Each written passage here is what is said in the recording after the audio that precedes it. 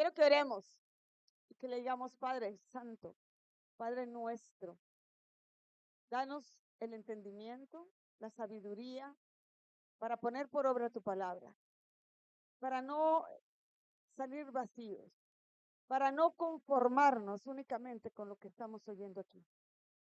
Gracias, oh mi Padre. Gracias. Yo sé que siempre me oyes, Señor. Amén. Amén.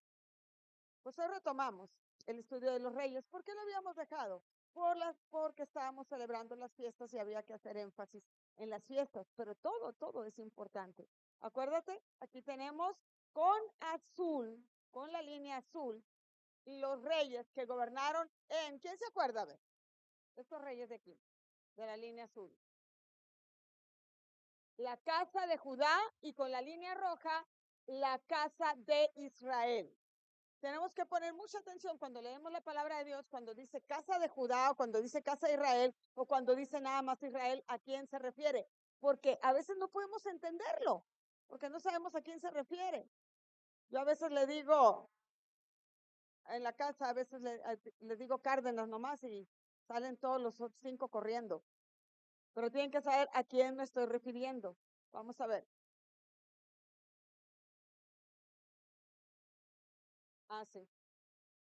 Ajá. Ok.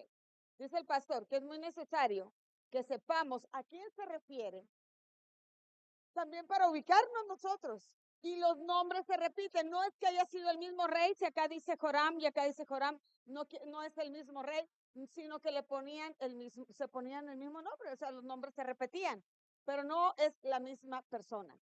Y tenemos que ubicarnos, porque nosotros ¿a cuál casa pertenecemos? Es más probable, no dudo que alguien sea descendiente legítimo de la casa de Judá, pero lo más probable es que seamos de la casa de Israel, de las tribus perdidas de la casa de Israel, de las ovejas perdidas por las que Yeshua vino. Yo he venido por las ovejas perdidas. ¿De dónde? De la casa de Israel, de las 10 tribus de estos que fueron gobernados por estos reyes que aquí vemos el deterioro moral y espiritual de la casa de Israel. Mira cómo se fue deteriorando. Y luego nada más Jehú levantó un poquito, pero luego siguió en deterioro hasta que fueron llevados cautivos por Asiria. ¿Te acuerdas? Asiria. ¿Y quién era la capital de Asiria? Te voy a hacer un recordatorio nada más. ¿Quién era la capital de Asiria? Una de las ciudades más importantes de Asiria era Nínive. Y los asirios cuando se los llevaban cautivos no se los llevaban, ay, sí, qué lindo, mira qué bonita la ciudad. No, se los llevaban para someterlos. Los asirios eran los más crueles, eran muy sanguinarios. Les desgajaban la carne, se las cortaban, eran súper sanguinarios. Los esclavizaban, pero no como tú cuando vas al trabajo y estás en tu trabajo en plena refrigeración y dices, aquí estoy como esclavo. No, no estás como esclavo. Ser verdaderamente esclavo, servirle de esa forma que si no cumplías con algo, te mataban a tus hijos, te mataban a ti, le sacaban los ojos, eran súper sanguinarios. Y una de las principales ciudades de Asiria era Nínive. Por ese motivo, es que Dios manda a Jonás a predicar arrepentimiento a Nínive. ¿Y qué es arrepentimiento? ¿Quién se acuerda? Arrepentimiento viene de la palabra teshuvá. Teshuvá es decir, volver a la ley, volver a casa, regresar. La palabra teshuvá significa regresar. Y si el Señor, si por ejemplo Juan el Bautista, cuando estaba bautizando, decía, arrepiéntanse, que en realidad él estaba hablando hebreo. ¿Y qué les decía? Teshuvá, teshuvá, vuelvan a los caminos, vuelvan a las sendas antiguas, vuelvan. Entonces Dios manda a Jonás y le dice, háblales a los de Nínive, porque ahí hay de las 10 tribus que vuelvan a las sendas antiguas, que vengan a la Torá, que vuelvan a servirme a mí. Ahí se perdieron, se camuflajearon, se hicieron las ideas de los asirios, los que quedaron con vida. Y de ahí muchos fueron huyendo, escaparon, y algunos llegaron aquí a América y estamos nosotros. Dios ha sido tan bueno que mandó a Cristóbal Colón, aquel judío, Era italiano, sí, pero su origen era judío. A ese judío lo mandó en aquella ocasión en 3 barcos, estuvo perdido en el mar 40 días, así como estuvo Yeshua en el desierto 40 días, así como estuvo el pueblo de Dios 40 años en el desierto. Mandó a ese Cristóbal Colón, a ese judío, para que viniera a América a quitar esa idolatría que había. Pero hay más idolatría. De alguna manera trajo el conocimiento de nuestro Dios, porque antes de que viniera a Cristóbal Colón no había ese conocimiento. No había nada de conocimiento. Así que siempre lo hizo Dios pensando en ti, siempre ha pensado en cada uno de nosotros. Estos ya los terminamos de ver, ¿se acuerdan? Ya terminamos con los reyes de la casa de Israel y vamos aquí con los reyes de la casa de la casa de Judá. Ok. Es que no veía el nombre de Ezequías, por eso me quedé un poquito perdido en la casa de Ezequías. ¿Cómo que no está el nombre del papá de Manasés? Ezequías fue el último rey que vimos. Ezequías. ¿Quién era Ezequías? Te voy a recordar para ubicarnos dónde estamos. Porque esto, mira, no te estoy dando una clase de historia, ni creas que viniste a una clase de historia. No, mira, yo ya salí de la escuela, yo no quiero una clase de historia. Yo quiero el conocimiento de esto para yo ubicarme, saber dónde estoy posicionada y saber cómo es que nos vamos a mover. Para saber cuál es la identidad de nosotros. Si no tenemos identidad, si tú no sabes quién eres, no sabes ni qué vas a hacer. Si no hay identidad, pues es que dice gente, tengo que tener un encuentro conmigo mismo, porque no sé ni quién soy, ni a dónde vengo, ni a dónde voy, por favor. Tienes que tener un encuentro con Dios, porque solamente Dios te va a decir de dónde vienes, qué estás haciendo aquí y a dónde vas. Amén. Entonces eso nos da identidad. Y todas estas cosas que se escribieron aquí en la palabra de Dios, Dios las dio por inspiración para que se escribiera para, ¿quién se acuerda? ¿Para qué se escribieron? Para enseñarnos. Y ya que aprendemos, ¿qué hacemos? Ponemos por obra. Te voy a platicar una vez, cuando yo empecé con los primeros tiempos que yo empecé con un celular, yo necesitaba tener un recordatorio. Ni modo, te vas a reír de mí, pero sí es cierto. Necesitaba yo tener un recordatorio, entonces le marqué, ya sabía marcar en el celular, y le dije a la Clara, necesito recordar, necesito pagar la tarjeta del banco. Hoy es el último día, pero no lo puedo hacer en este momento. En cuanto llegue a la casa, ¿me acuerdas, por favor? Ay, pues sí, man, te voy a acordar, me dijo. Pero pon un recordatorio en tu teléfono. Qué buena idea, dije yo. Sí, cierto. Muy buena idea. Entonces yo estaba en mi escritorio en la escuela, recorté un pedacito de hoja, busqué la más fosforescente, la más fluorescente, y le puse pagar tarjeta. Y luego, mande. Es lógico, ¿qué no? Ay, Carlos, también Carlos es lógico. Agarra la onda. Entonces, le puse, no hallaba por dónde ponerlo el teléfono. Entonces lo puse por detrás del teléfono, lo decía pagar tarjeta. Y ya busqué el tape ancho para que me supiera todo el papelito que había recortado, pagar tarjeta. Y ya que llegué a la casa, pues llegué con el teléfono, se pagar tarjeta y ya pagar la tarjeta. Ok. Y para mí eso era perfecto. Yo no había tenido nada equivocado. Para mí, esa manera de poner el recordatorio en el teléfono fue lo más perfecto que pude haber hecho. De verdad, te lo juro. Ya cuando la Clara llegó de su trabajo, como a las 6 de la tarde, yo dejé el teléfono ahí en la mesa, donde quiera lo dejo. Y agarró el teléfono y lo vio. No, mamá, me dijo, no me digas que es cierto esto que hiciste. ¿Qué hice? ¿Qué hice? ¿Qué fue lo que hice? Pusiste esta nota aquí. Tú me sugeriste que yo pusiera una nota aquí y yo puse la nota. No, mamá, eso no es cierto. Tú no, dime que no necesitas. Es que yo no podía entender por qué estaba mal hecho si para mí fue lo más perfecto. Hasta lo hice con letra bonita, con el papelito más fluorescente, se notaba muy bien todo. ¿Cuál era mi error? ¿Cuál era mi error? Que no era la manera en poner las notas en el teléfono. Al final de cuentas, me sacó de apuro, pero no era esa la manera. Se supone que a partir de entonces yo ya tuve que haber aprendido a poner notas y ya las debo de poner como debe de ser en el teléfono y utilizar bien el teléfono y sacarle el jugo que le tengo que sacar al teléfono en cuanto a poner notas. Y digo se supone porque todavía no las pongo. ¿Ok? Pero ya lo aprendí. Ya que aprendí algo, lo voy a hacer, ya no voy a buscar la hoja fluorescente, ya no voy a buscar el tape, ya no voy a poner de esa manera las notas. Lo bueno es que era un recordatorio el que tenía. Imagínate que hubiera tenido 10 recordatorios. No hubiera, la lista así colgando el teléfono, hubiera colgando. Y para eso es la palabra de Dios. ¿Para qué? Para obtenerle realmente el jugo, la esencia de lo que Dios nos está enseñando.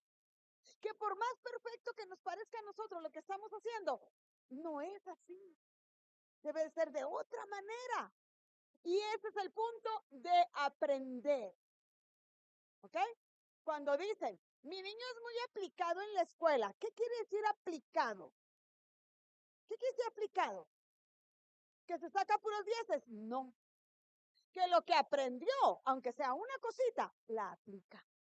Ahora yo quiero que el Padre Celestial diga, mis niños son muy aplicados, mis niños los de la iglesia, Shekina, son muy aplicados, que lo que vamos aprendiendo, lo vamos aplicando.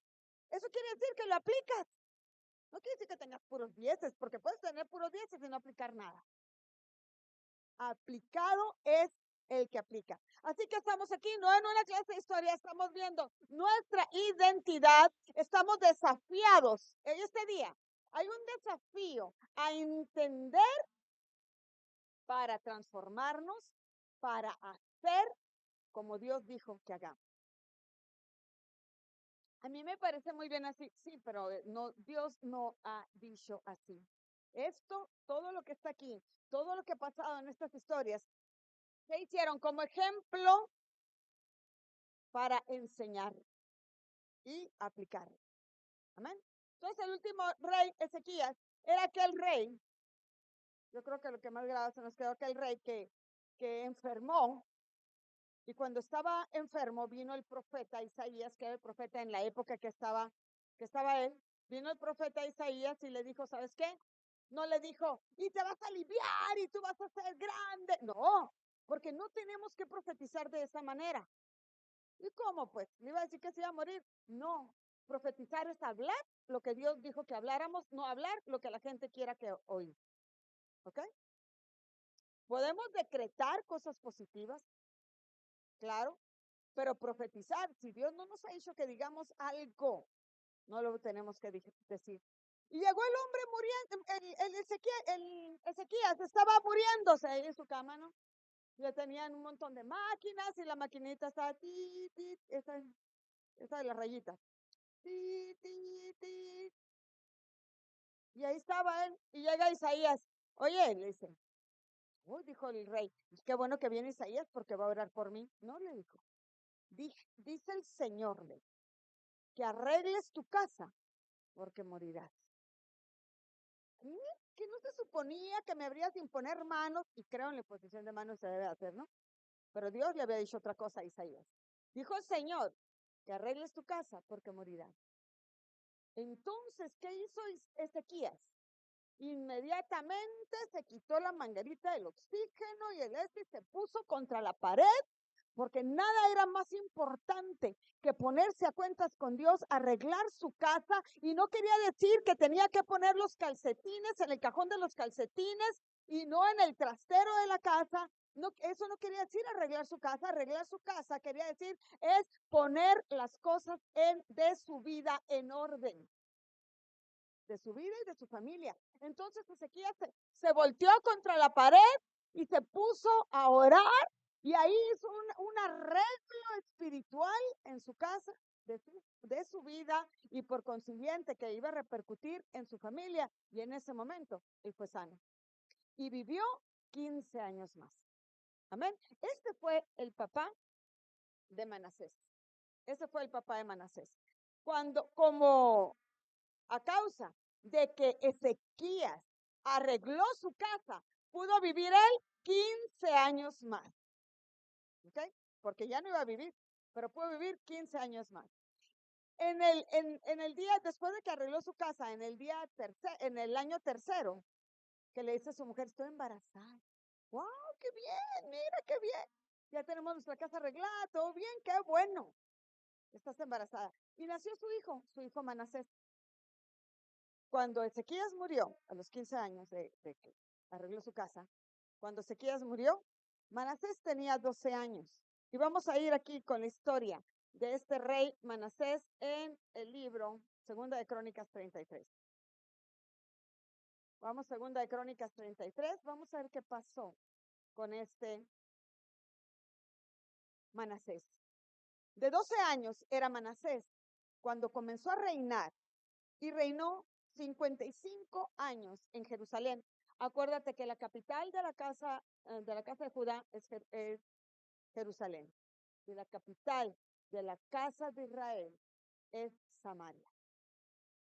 Entonces, él, por ser de la casa de Judá, estaba reinando en Jerusalén, en la capital de Jerusalén. Así que reinó 55 años. Desde los 12 años, a los 12 años ya era rey. ¡Wow! Dice, ¿pero qué pasó con este Manasés? Hizo lo malo ante los ojos de Yahweh, conforme a las abominaciones de las naciones que Yahweh había echado delante de los hijos de Israel. Hizo lo malo, muy mal hizo usted, chamaquito, porque él reedificó, en vez de reedificar su casa, en vez de reedificar santuario para Yahweh, como para lo que nosotros fuimos elegidos, gracias a Dios, no, él reedificó los lugares altos que su padre Ezequías había derribado y levantó altares a los Baales. Los Baales, Baal quiere decir Señor. Los Baales son los señores, otros señores que no es nuestro Dios. E hizo imágenes de acera y adoró a todo el ejército de los cielos y les rendió culto. Adoró a las estrellas, adoró a los planetas, adoró a las constelaciones.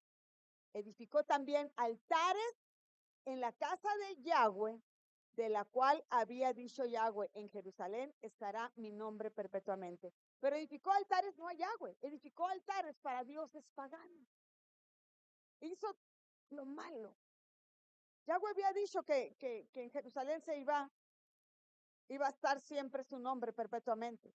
Y edificó asimismo altares a todo el ejército de los cielos en los dos atrios de la casa de Yahweh. O sea que en el templo también le hizo altares a Zeus y hasta Capricornio y hasta el mío, digan el mío. Va a decir alguien por ahí. También Acuario. ¿Quién va a decir el mío? A Virgo, a todos, les hizo altares. En el altar que le correspondía a Dios, les hizo altares. Ahí, a esos dioses. Y pasó sus hijos, tomó a sus hijos y los pasó por el fuego en el valle del hijo de Imón. ¿Qué quiere decir que los pasó por el fuego? Que los ofreció en sacrificio a sus hijos. Y observaba los tiempos, miraba a los agüeros. ¿Quiénes eran los agüeros? Yo sé, los que vendían agua de Jamaica. No, esos no son los agüeros. Esos son los agüeros, no es cierto. Esos no son los agüeros. Los agüeros son los brujos. Los agüeros son los adivinadores. Esos son los agüeros. Cuando dice la palabra que no habrá agüero en Israel, que no habrá nadie que practique la brujería en Israel, eso quiere decir. Entonces, él miraba, o sea, consultaba a los agüeros, iba con los brujos. Es que aquí está alguien que, ay, mira, hace un amarre, que no. Pues él iba con ellos. ¿Quién? El hijo de Ezequías, que no se suponía que su padre había arreglado su casa. Sí, pero la decisión ya era de Ezequías. De Manasés, perdón. La decisión ya no era de Ezequías. Ezequías tomó su decisión a su tiempo. Y estoy segura que hace los 15 años él levantaba sus manos y hubiera orado de nuevo a Dios, él hubiera vivido hasta más años. Pero no, él dijo nomás 15 años y ahí quedó. Ok, ¿qué más hacía este hombre? Era dado a la adivinación. Iba a que le leyeran los asientos del café. Iba a que le leyeran las cartas. Eso es lo que hacía este Manasés. Un rey del pueblo de Dios. Un rey de la casa de Judá. Un rey que se suponía que estaban sirviendo a Dios. Pero él no, hizo todo lo que hacían todos los pueblos paganos. Y luego, ¿qué más dice? Miraba y consultaba adivinos y encantadores. Dice, se excedió en hacer lo malo ante los ojos de Yahweh hasta encender su ira. ¿Qué dice? Que se excedió, fue tan malo, se excedió en hacer lo malo. ¿Y qué? Ahora, ¿qué es hacer lo malo? ¿Qué es hacer lo malo? De acuerdo a lo que leímos que hacía. Idolatrar. Quitar a Dios de su vida. Ayer me decían que una persona dice, pues yo soy muy bueno y así voy a ser salvo porque yo soy tan bueno que ahí de vez en cuando le doy 100 pesos a alguien que tiene hambre. No, hazlo todos los días porque todos los días va a tener hambre y va a tener hambre en el desayuno, en la comida y en la cena. Así que dale 300 pesos y diario. Al otro día va a tener hambre. ¿Qué va a pasar? Pobrecito, tú le tienes que dar 100 pesos otra vez. Y no estoy diciendo que no vayamos a ayudar a alguien. No, no estoy diciendo eso. Pero eso no es ser bueno. Eso es callar conciencia. Muchas veces. Eso es querer impresionar a los demás. Sí, hazlo, hazlo. Qué bueno que lo haces. Que me está viendo la persona que no creo, qué bueno que lo hace. Pero eso no es ser bueno. ¿Por qué dice aquí que se excedió en lo malo? ¿Qué es lo que estaba haciendo? Quitando a Dios, poniendo a otros dioses, la idolatría y entregar a sus hijos a ídolos. Los quemó en Moloch. ¿Sabes quién era Moloch? Ya te he dicho, era una estatua de hierro fundido, una estatua, un mono feo. Le encendían fuego, le encendían tanto fuego que se ponía el rojo vivo y ahí lanzaban a los hijos vivos. Eso hizo este hombre. Eso hizo Manasés y muchos también de la casa de Israel, muchos hicieron eso. Pero este hombre se excedió de hacer lo malo. ¿Y qué va a pasar con Manasés? ¿Qué va a pasar? Mira todo lo que descendió. Todavía su hijo Amós descendió más. Pero se excedió en hacer lo malo y la ira de Dios se encendió. ¿Qué pasa cuando se enciende la ira de Dios? ¿Te acuerdas que Miriam y Aarón empezaron a hablar, a murmurar de Moisés? Y Dios se enojó, dijo, ¿por qué estamos murmurando de Moisés esto? ¿Y qué hizo Dios cuando se enciende su ira? Se aparta, manda, se va, se aleja. Y si Dios se aleja, ay Dios mío, alguien se va a acercar. ¿Qué haríamos sin Dios cerca de nosotros? ¿Está horrible? Pues la ira de Dios se encendió, quiere decir que se alejó totalmente de Manasés. Y si se alejó de Manasés, se alejó de todo el pueblo, porque como él era el rey, todo el pueblo empezó a hacer lo que el rey hacía. Amén. ¿Cuántos reyes sacerdotes hay aquí ahora? Que Dios nos ha constituido reyes y sacerdotes. Sí, entonces tenemos que tener cuidado con lo que hacemos, porque todos los que te vean van a querer hacer lo que tú haces. O tienes quienes te están viendo. Eres rey para reinar. ¿Cómo es para reinar? Para, para someter todo bajo tus pies. Amén. No eres rey para que hacer lo que te la gane, para que venga alguien y te limpie los zapatos. No. Es rey para realmente reinar, tener un gobierno, es un sistema de gobierno. Pues todo el pueblo hacía eso, todo el pueblo en vez de ir al templo de Dios, a adorar a Yahweh, no iban y adoraban a las constelaciones que tenían ahí, y a Zeus, a todos los dioses que había puesto ahí Manasés dentro de la casa de Dios. Además de esto, dice, puso una imagen fundida que hizo en la casa de Dios, de la cual había dicho a Dios a David y a Salomón su hijo: en esta casa y en Jerusalén, la cual yo elegí sobre todas las tribus de Israel, pondré mi nombre para siempre. Nunca más quitaré el pie de Israel de la tierra que yo entregué a sus padres, a condición de que guarden, o sea, no se van a ir de Israel con la condición de que guarden y hagan todas las cosas que yo les he mandado, toda la ley, los estatutos, los preceptos por medio de Moisés. Eso dijo, eso le está diciendo Dios, pero Manasés no le importó. Manasés empezó a adorar a otros dioses, puso estatuas e hizo todo mal. Manasés, pues, hizo extraviar a Judá, o sea, a todo el pueblo y a los moradores de Jerusalén, para hacer más mal que las naciones que Yahweh destruyó delante de los hijos de Israel.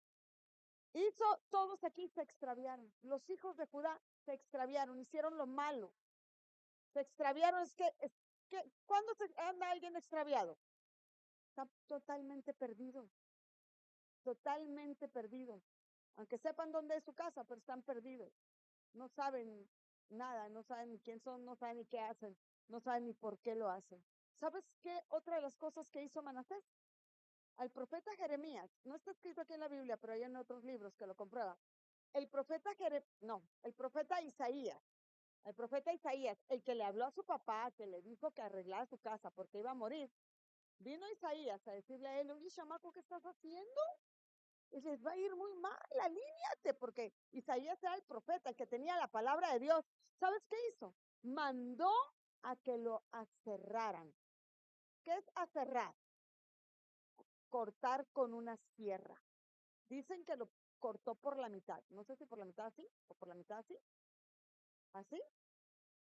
O lo cortó por la mitad al profeta Isaías. Era tan malo, Manasés. Era tan malo lo que estaba haciendo. Lo cortó así. No, no, no, no.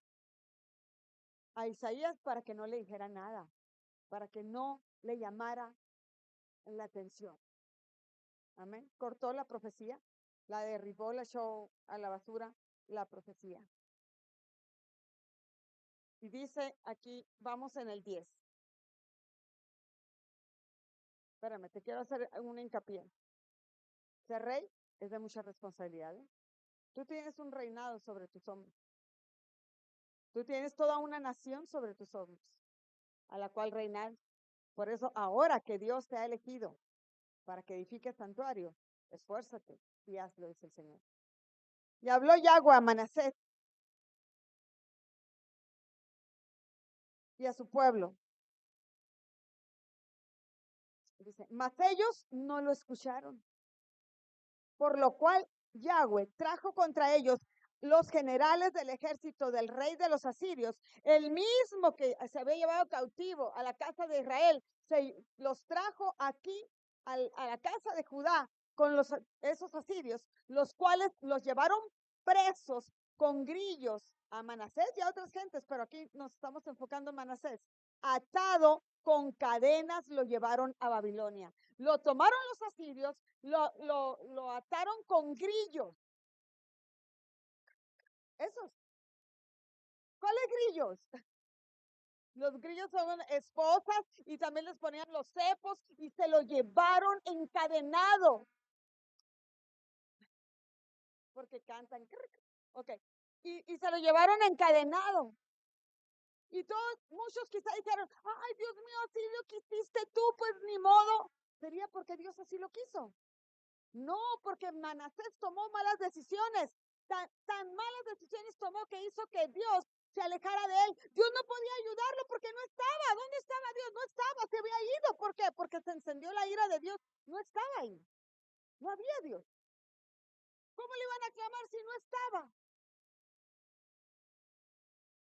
Y lo llevaron y lo encarcelaron.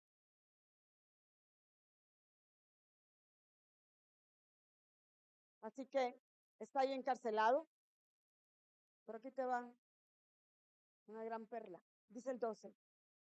Mas luego que fue puesto en angustia, y estaba angustiado porque fue puesto en prisionero y estaba encarcelado. Lo que hizo Manasés, oró a Yahweh, su Dios. Ah, no, que no, mijito. ¿Cuál Yahweh su Dios? ¿Se había apartado de Dios? No, no, pero él oró a Yahweh, humillado grandemente en la presencia de Dios de sus padres.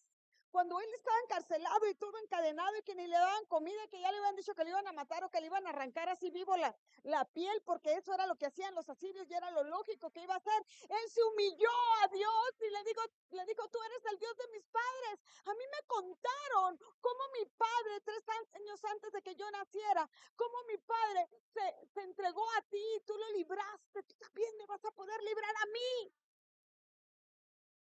¿Y qué haría Dios? Sin leerlo, a ver, ¿qué haría Dios? ¿Qué harías tú? Pues yo me hubiera volteado más. No, no es cierto. No, sí es. ¿Qué haría Dios? ¿Qué haría Dios en su grande amor? Él se humilló. Ese hombre lleno de orgullo, de soberbia, ese chamaquito que creció a los 12 años, lo pusieron de rey, se llenó de orgullo, es que hizo rey y empezó a hacer lo que sea, no se dejó instruir por Isaías, prefirió matarlo al profeta. Ese Manasés, ahora que estaba en una gran necesidad, se entregó a Dios, se humilló. ¿Qué es humillarse? Sacar todo el orgullo y decirle, Dios, dependo únicamente de ti, únicamente de ti. Tú eres el Dios de mis padres y nunca los dejaste y no me vas a dejar a mí. Y dice el 13, y habiendo orado, y habiendo orado a él, fue atendido, pues Dios oyó su oración. Fíjate cuán bueno es Dios, cuán grande, cuán misericordioso, cuán maravilloso es Dios, cuán bueno, que lo oyó Dios y Dios hizo un movimiento ahí, que él iba para muerte y Dios cambió el destino de Manasés, ese maldito Manasés cambió el destino, lo tomó y le dijo, otra vez te voy a poner por rey de Jerusalén. Y lo llevó, lo libró de los asirios y lo puso por rey de Jerusalén, a ese malvado. Ahora imagínate a ti y a mí que, pues yo creo que nadie hemos roto la profecía. Yo creo que no hemos aferrado a nadie. ¿Cuánta maldad hizo él? Pero si se humilló a Dios, Dios tuvo misericordia con él. Y Dios le dice, te voy a dar una segunda oportunidad, Manasés. Dios tiene una segunda oportunidad y hoy Dios nos quiere enseñar que hay una segunda oportunidad. ¿Qué hicimos? ¿Qué hiciste? No sé yo qué hiciste ni me digas, pero Dios tiene una segunda oportunidad.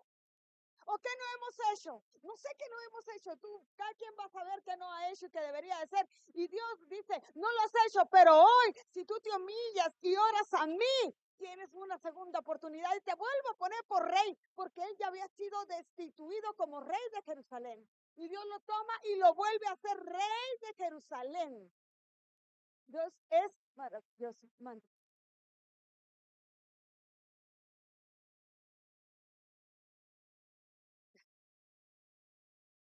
Pues sí, sí, porque ya no lo podía ver, ya estaba muerto el profeta.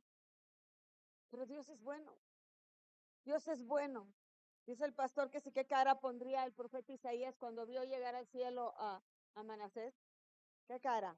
Dijo, yes, ese es mi Dios. Yo digo que eso dijo, yes, eso es mi Dios. Me atrevo a asegurar, hermano, me atrevo a asegurar que si Judas se hubiera arrepentido de haber entregado al Señor antes de irse a ahorcar, se hubiera arrepentido, no se hubiera ahorcado. Ah, no es cierto. Gracias. Me atrevo a asegurar que hubiera tenido una segunda oportunidad. Que tuviéramos aquí en el libro el libro, en la Biblia tuviéramos el libro de Judas Iscariote. Y nos podría haber platicado su experiencia, nos podría haber dicho tantas cosas, pero él no se arrepintió. Él no oró a Dios. ¿Qué hemos hecho que Dios no nos pueda perdonar? ¿Qué podríamos haber hecho que Dios no nos oiga? Cuando nos humillamos a Él, cuando nos entregamos, cuando le decimos, tú eres el Dios de mis padres. ¿Tú crees que Dios no te puede perdonar? Es que tú no sabes, pastora. Ni tú tampoco. Dios nos puede perdonar. Pero humíllate y entrégate a Dios. Y esa entrega, esa humillación tiene que ser genuina. Porque a veces decimos una cosa y luego terminamos no haciéndola. Perdóname, oh Dios, y ya que Dios nos restablece el reino, ya se nos olvida. Dios nos puede perdonar todo. Este era un brujo. Era un idólatra. Entregó sus hijos, los echó al fuego de Moloch. Y Dios le perdonó todo. Porque nada más se humilló y le dijo, Dios mío, perdóname. Te lo juro que anduve buscando por muchas partes la oración de Manasés, pero no la encontré. ¿Y qué haría Manasés ya que Dios lo perdonó? ¿Qué hizo Manasés? Se vino Manasés y edificó un muro.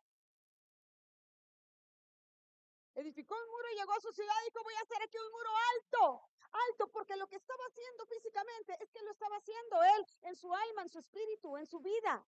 Edificar un muro porque ya no va a volver a entrar a mi vida la idolatría, ya no va a volver a entrar el enemigo. ¿Para qué son los muros en las ciudades amuralladas? Para que no entre el enemigo. Ya no va a entrar el enemigo con sus ideas y ya yo no le voy a pertenecer a él. Él edificó un muro muy alto. ¿Fue casualidad lo que le pasó a Manasés? ¿O un golpe de suerte? No, fue humillación, entrega a Dios. Y Dios quiere que nos entreguemos a Él. Arrepentimiento genuino. ¿Tú crees que cuando llegó a Jerusalén y dijo, sabes que voy a hacer el muro? Y ya no, y le dijeron, ay, hay que ir. Llegaron los adivinos, sus amigos, los brujos, sus amigos, porque él tenía amigos brujos. Tenía los agüeros a los que iba y consultaba. ¿Tú crees que no llegaron con él y dijeron, no, le dijo él, ya no los quiero oír jamás en mi vida? No los voy a oír jamás. ¿Tú no crees que los brujos esos se enojaron y se opusieron a él? Claro que se enojaron y se opusieron. Pero hay que edificar santuario para Yahweh. Esfuérzate y ponles la barrera para que puedas hacerlo. Después de ver la mano de Dios en nuestra vida en tantas veces, tantas ocasiones, tanto que nos ha librado, tiene que ser nuestra entrega a Dios genuina, edificar el muro en nuestra vida y no dejar entrar el enemigo. Edificó el muro en la ciudad de David, al occidente del Filón, en el valle de la entrada de la puerta del pescado. Y amuralló Ofel. Y elevó el muro muy alto y puso capitanes del ejército en todas las ciudades fortificadas de Judá. Y puso vigilantes para que no vinieran otra vez los asirios. Puso vigilantes. Y tenemos que poner vigilantes en nuestra vida, en nuestra casa. Porque realmente yo no quiero que Dios se aparte. Pero realmente he hecho cosas que no le agradan a Dios. Pero realmente no todo está bien. Realmente me tengo que humillar ante Dios y pedirle perdón, pero tengo que poner vigilantes para no volver a caer en esas mismas cosas, para no retroceder, para que el arrepentimiento, para que la entrega sea realmente genuina. También quitó los dioses ajenos. ¡Wow! Sacó de todas las estatuas de la casa de Dios, sacó las estatuas de los lugares altos, sacó Moloch de ahí, quitó todos los dioses ajenos. Y el ídolo de la casa de Yahweh y todos los altares que había edificado en el monte de la casa de Yahweh y en Jerusalén, y los echó afuera de la ciudad, los tiró, los echó lejos. Nunca jamás yo los voy a volver a consultar ni a adorar, dijo, ni nadie del pueblo. Y la gente viéndolo, y la gente, mucha gente obtenía ganancias de eso, de los cultos a acera obtenían ganancias. Claro que tuvo oposición.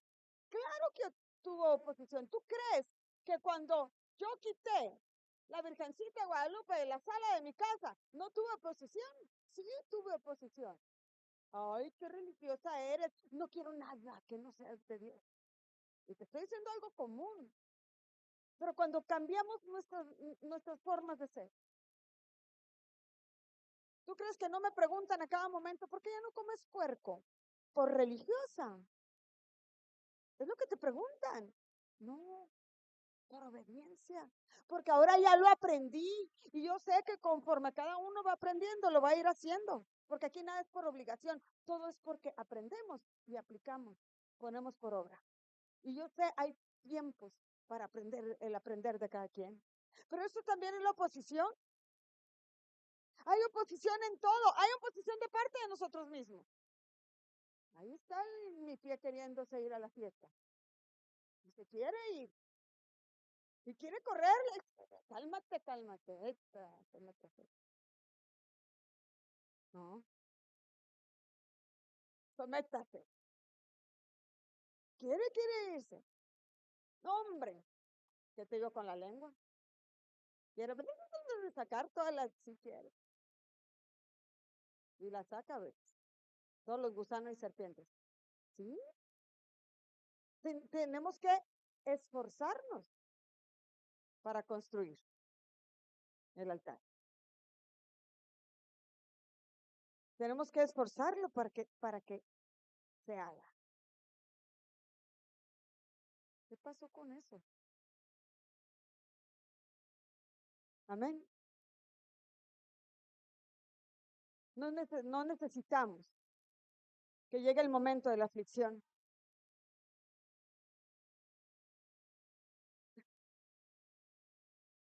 Tú me dices que-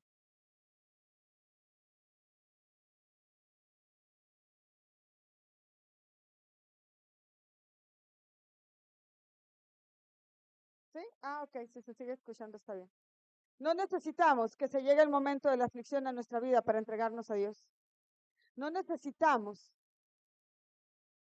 estar encarcelados, atados a un pensamiento negativo, atados a unas ganas de suicidarse, atados a una tristeza profunda. No necesitamos estar ahí. ¿Por qué no vamos haciendo cada día un arreglar nuestra casa, arreglarla, para no llegar a ese punto? Esfuérzate y hazlo, ese Señor. Vamos a ver qué más hizo este Manasés. Preparó luego el altar de Yahweh y sacrificó sobre él sacrificios, ofrendas de paz y de alabanza. Empezó a alabar otra vez en su casa, empezó a levantar alabanzas en su casa, en la casa de Yahweh, en el templo de Dios.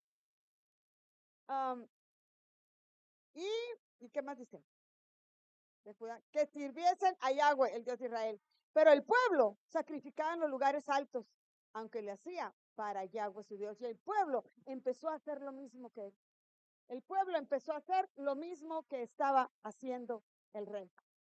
Wow. Qué bueno que a Manasés se le olvidó el pasado y que no quiso volver allá.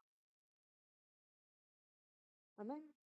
Hay una segunda oportunidad, hermanos, para acercar nuestra alma, nuestra mente, nuestros sentimientos, nuestra voluntad, porque en el alma están la mente, los sentimientos y la voluntad.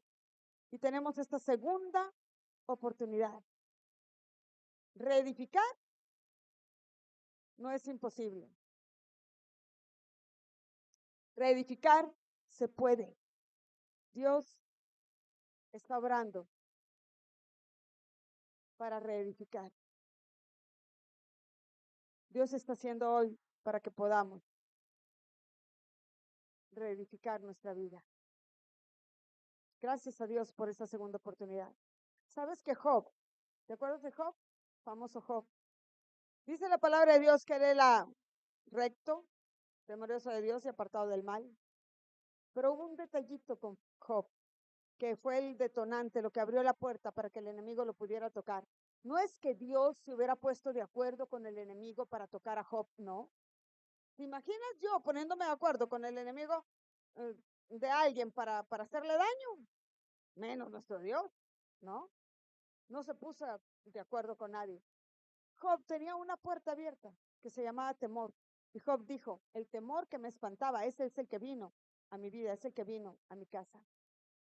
Job tuvo un encuentro con Dios al final del libro de Job.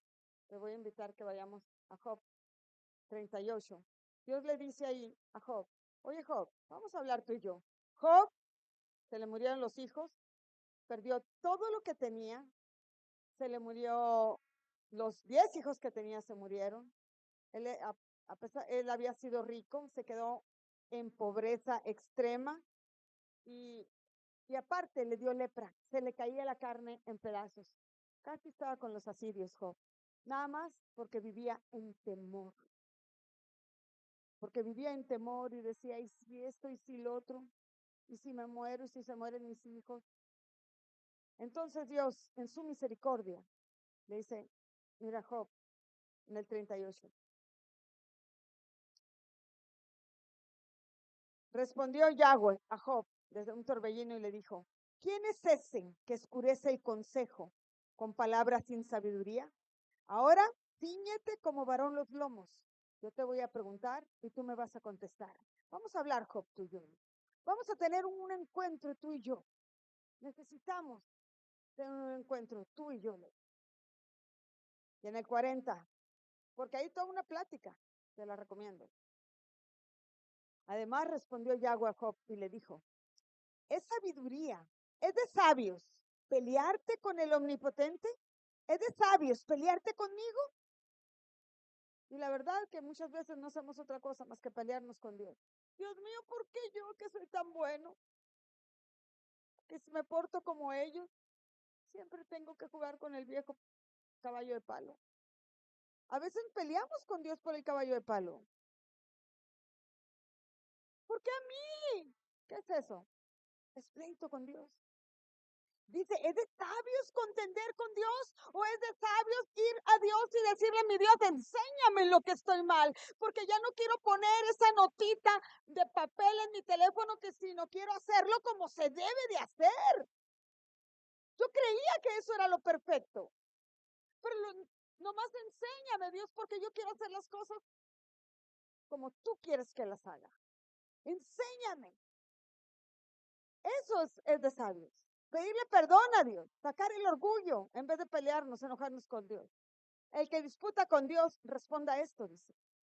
Entonces respondió Job a Jehová y dijo, he aquí que yo soy vil, o sea, malo.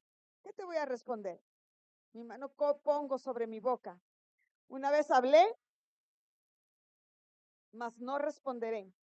Aún dos veces, mas no volveré a hablar, le dice Job. Nos vamos al 6. Respondió Yahweh a Job desde el torbellino y le dijo, cíñete como varón los lomos. Cada vez que diga cíñete como varón los lomos, sea hombrecito y fájese los pantalones. Eso le está diciendo. Vamos a hablar tú y yo. Y te voy a decir la verdad, le dice. Yo te preguntaré y tú me vas a responder. Y le dice Dios a Job, ¿invalidarás tú también mi juicio? ¿Me vas a echar la culpa a mí para justificarte tú? ¿Me condenarás a mí para justificarte tú? ¿Tienes tú un brazo como el de Dios y truenas con voz como la suya? ¿Qué le está diciendo ahí? Me estás echando la culpa a mí de todo porque tú eres muy lindo. No, dice, vamos, ponte a cuentas, Jovito, ponte a cuentas. ¿Me vas a echar la culpa a mí? Y generalmente le estamos echando la culpa a Dios. Parece muy lindo. Es que Dios, mira, le da como las peores batallas a los mejores guerreros, que dicen, sus peores batallas a los mejores guerreros. No, esa es un arma del diablo para hacerte retroceder y que no seas de los mejores guerreros. Yo no quiero ser de los mejores guerreros porque no quiero que me den las peores batallas. ¿Poco no? Le vas a echar la culpa a Dios de que te da las peores batallas. Mejor vamos analizando. Tengo falta de conocimiento en esto. No estoy haciendo esto otro. Voy a ir aprendiendo aquí. Ni siquiera oro a Dios. Ni siquiera pongo una alabanza. Me la paso con el piporro de ida y vuelta todo el día, pero no pongo una alabanza a Dios. No lo glorifico. Siempre digo que es por mí, por mis fuerzas. ¿Por qué no vamos analizándolo? Dice Dios, ¿me vas a echar la culpa a mí? Siempre, siempre. Y se ve lindo, pero le echamos la culpa a Dios. Es que Dios con algún propósito así lo hizo, así lo quiso.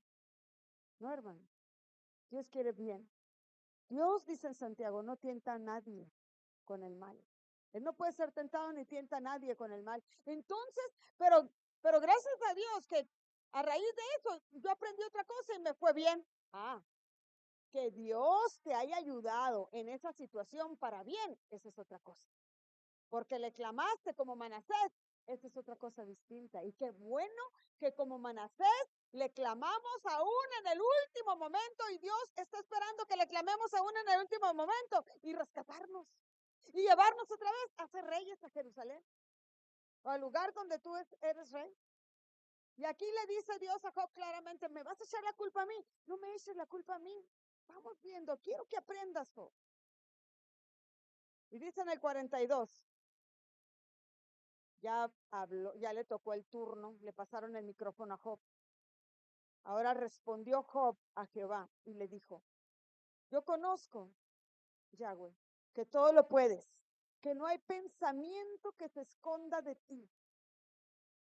¿Quién es el que oscurece el consejo sin entendimiento? Es el diablo. Y le dice, por tanto, yo hablaba lo que no entendía. Yo puse el papelito como la nota, porque fue la manera en que lo entendí. Yo no tuve un acercamiento al instructivo del teléfono para que me dijera cómo yo podía poner notas. No tuve ese acercamiento y no sabía. Yo hablaba lo que no entendía y dice cosas demasiado maravillosas para mí que yo no comprendía. Oye, le dice a Dios, fíjate cómo le dice, no le dice, excelentísimo Dios, no le dice, oye, te ruego, te hablaré, te preguntaré y tú me vas a enseñar. De oídas te había oído. ¿Te acuerdas qué es eso? Que conocemos a Dios nomás por lo que alguien dijo. Cuando Dios está esperando a tener que tengamos una relación con Él. Cuando Dios está tocando a nuestra puerta para que le abramos y que no lo conozcamos de lo que dijo alguien. Y le dice Job a Dios, yo te conocía de oídas, pero ¿sabes qué? Le dice, ahora mis ojos te están viendo.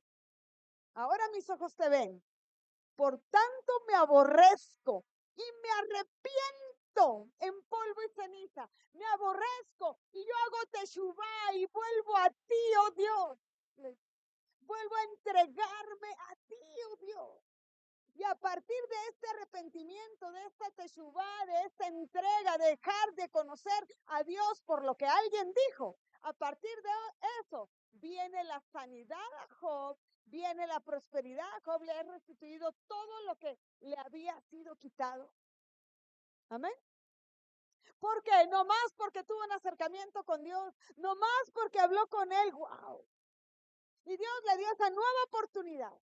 Una nueva oportunidad. Y las hijas que tuvo ahora, dice ahí más adelante, lo puedes leer, eran más bonitas que las otras.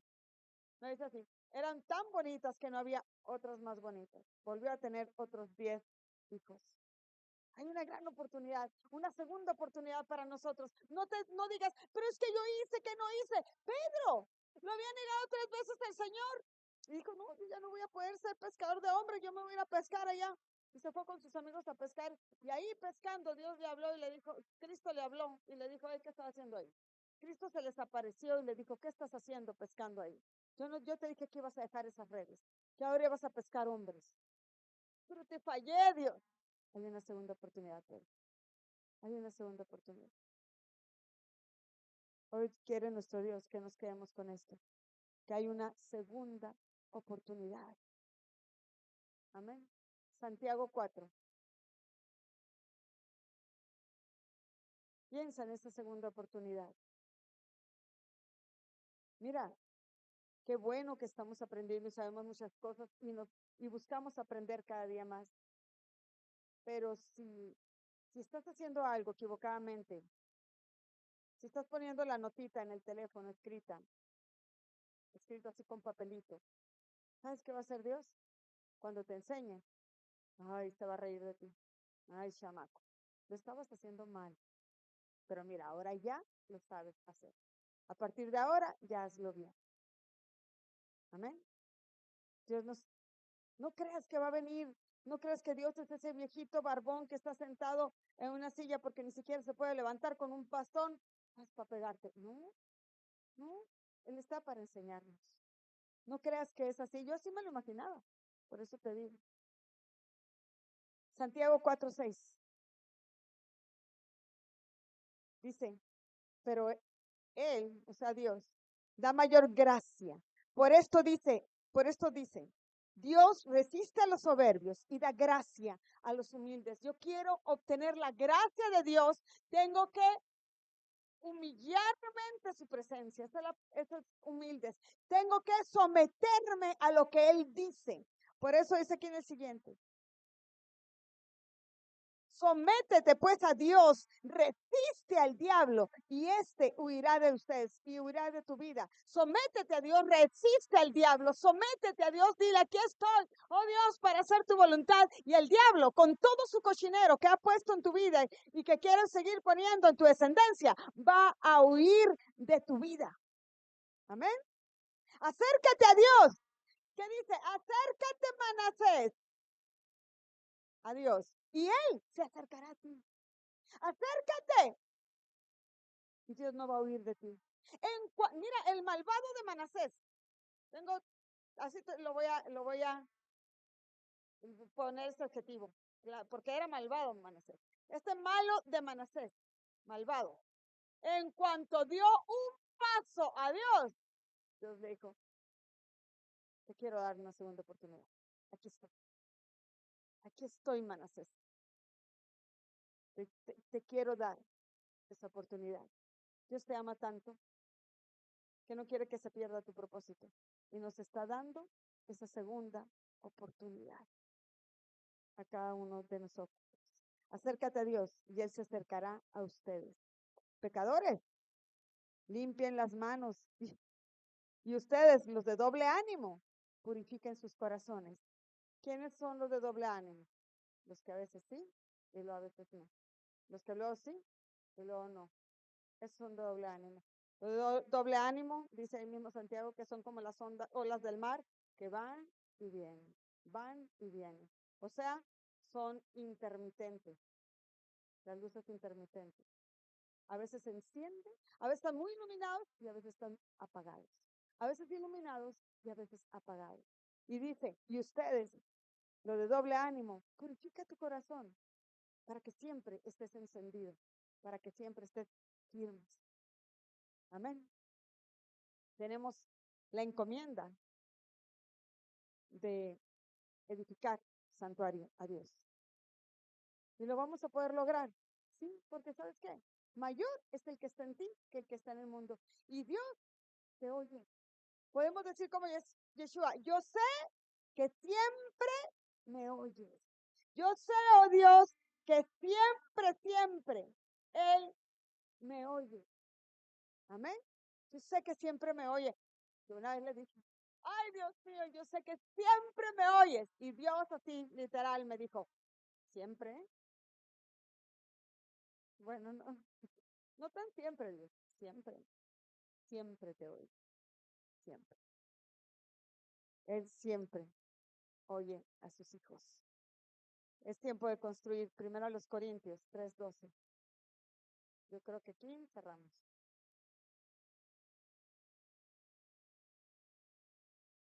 ¿Con qué vamos a construir? ¿Con qué podemos construir, oh Dios, ese templo para ti? Ese Dios que se había alejado de Manasés se acercó a él. Antes de darte ese versículo, ¿sabes qué quiere decir Manasés? Un hijo de José también se llamaba Manasés. Efraín y Manasés eran los hijos de José. ¿Sabes qué significa Manasés? Dios me ha hecho olvidar. ¿Qué quiere decir Manasés? Dios me ha hecho olvidar. Ya estoy segura que no se llamaba Manasés desde el principio, pero ¿qué le fue puesto Manasés? ¿Por qué? Porque Dios le tenía que hacer olvidar todo el pasado para poder vivir este presente, para poder vivir la segunda oportunidad. Tienes que olvidar todo el pasado, ni siquiera acordarte cuando te la pasabas drogándote, ni siquiera acordarte de cuando fornicabas, ni siquiera acordarte de cuando estabas adorando a otros dioses, ni siquiera acordarte de cuando no quisiste leer la Biblia porque tenías muchos trastes que lavar, ni siquiera acordarte de que hay ropa sucia, entonces no puedes reunirte en el Shabbat, ni siquiera acordarte de eso porque ya no va a haber, porque esas actitudes egipcias que tenías ya nunca jamás las vas a volver a tener. Ahora hay un acercamiento genuino, porque hay de Manasés si no se hubiera acercado genuinamente, si hubiera sido de doble ánimo y encender y apagar y encender y apagar. No hubiera tenido cambios en su vida, no hubiera sido, es más, ya que se murió, no hubiera sido sepultado donde él fue sepultado. Quién sabe cómo le hubiera ido a Manasés en manos de los asirios. Y yo no quiero que nosotros nos vaya mal en manos de nadie. Así que Dios nos haga olvidar. He aquí todas las cosas son nuevas, dijo el Señor. Vive Yeshua en nosotros. Las cosas viejas pasaron. Hoy son nuevos. Ayer hice tal o cual cosa, pero ya Dios nos ha hecho olvidar. ¿Vino Manasés? Dios me ha hecho olvidar. A ver, tú di, Dios me ha hecho olvidar. Y ahora vamos a edificar. ¿Cómo vamos a edificar? La obra de cada uno. No dice que la obra de toda la iglesia, no dice que la obra de toda la familia, dice la obra de cada uno se hará manifiesta. Tú tienes tu obra, mi esposo tiene su obra, yo tengo la mía para con Dios. Porque el día la declarará, pues por el fuego será revelada y la obra de cada uno, cual sea, el fuego la probará. Si permanece la obra de alguno que sobreedificó, recibirá recompensa, porque tenemos ahora que sobreedificar. Si la obra de alguno se quema, él sufrirá pérdida, si bien él mismo será salvo, que así como por fuego. Pero más arriba dice, en el 12, ¿con qué vamos a edificar? Si sobre este fundamento alguno edifica con oro, plata, piedras preciosas, madera, heno o hojarasca, cada uno se va a manifestar su obra. ¿Cómo quieres edificar? ¿Cómo quieres edificar? ¿Con piedras? ¿Con oro? ¿Con plata?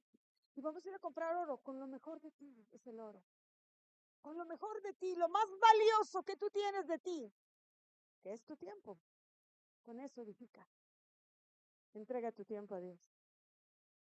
Eso debe ser, creo que para todos lo más valioso que tenemos es el tiempo, que nos puede quitar el lugar de Dios. Toma el tiempo y entrégase a nuestro Dios. Entrégale ese tiempo a Dios. Edifica con lo mejor para nuestro Dios. No seas como los tres cochinitos, que uno edificó con paja, el otro con madera, y el que edificó con ladrillo, con lo fuerte, con lo firme, fue el único que no le derribó. El que los quería devorar, no les derribó su casa. Amén. Estoy aquí para olvidarme de las cosas viejas. Estoy aquí porque sé que hay una segunda oportunidad. ¿Le puedes decir a tu vecino, ¿tienes una segunda oportunidad? Gloria a Dios. ¿Tienes una segunda oportunidad? ¿Tienes una segunda oportunidad? ¿Tienes una segunda oportunidad? Ahora dilo para ti. Yo tengo una